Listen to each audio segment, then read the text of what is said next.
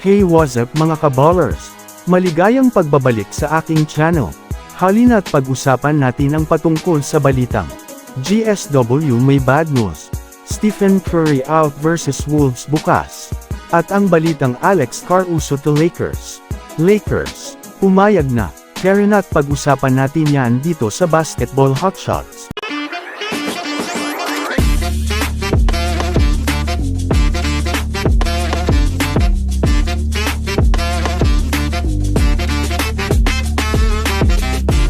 Mainit nga po mga kabowlers ang bali-balita ngayon sa pagbabalik ni Alex Caruso sa Los Angeles Lakers.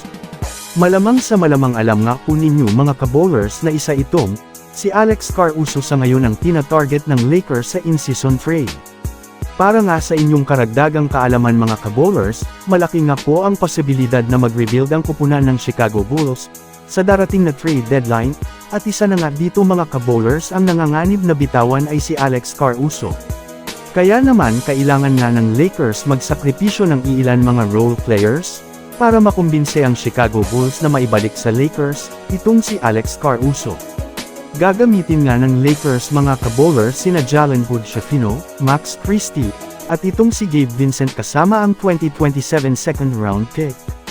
Malaki nga ang tiwala ng Lakers na mapapabalik nila itong si Alex Caruso, lalo pat kinakailangan nga nila ang galing at depensa nitong si Alex Caruso.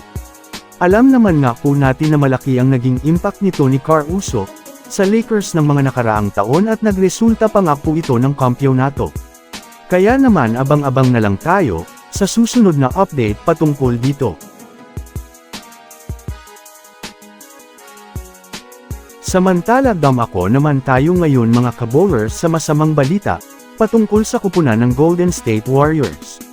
Well, sa pinakabagong impormasyon na inilabas ng sikat na Warriors insider, na si Anthony Slater questionable nga daw ang paglalaro ni Stephen Curry, bukas kontra sa kupunan ng Minnesota Timberwolves sa kanilang pangalawang laro, sa in-season tournament, sa kadahilan ng pananakit ng kanang tuhod nito. Meaning mga kabowlers mataas ang chance na maaring magpahinga muna itong si Stephen Curry sa mga susunod na laro ng Warriors. Malamang sa malamang alam nga po ninyo na talagang aalagaan nga ng Warriors ang pangangatawan nito ni Stephen Curry, lalo pat isa nga ito sa ngayon ang halos bumubuhat sa kupunan. Ngunit dahil nga dyan mga kabowlers mahihirapan nga ang mga Warriors role players, dahil na rin sa mawawala nga ang kanilang number 1 player na maasahan sa opensa. Kaya talaga namang kailangan nga ng iilan sa kanila mag-step up, at mag-stand out sa team lalong-lalo na ang kanilang mga superstar. So that's it for today's video mga kaballers. Yan lang ang ating pag-uusapan sa ngayon. Pindutin na ang subscribe, and hit nyo na rin ang notification bell, para sa mga susunod na updates sa mundo ng basketball. Again, this is Basketball Hotshots. Thanks for watching.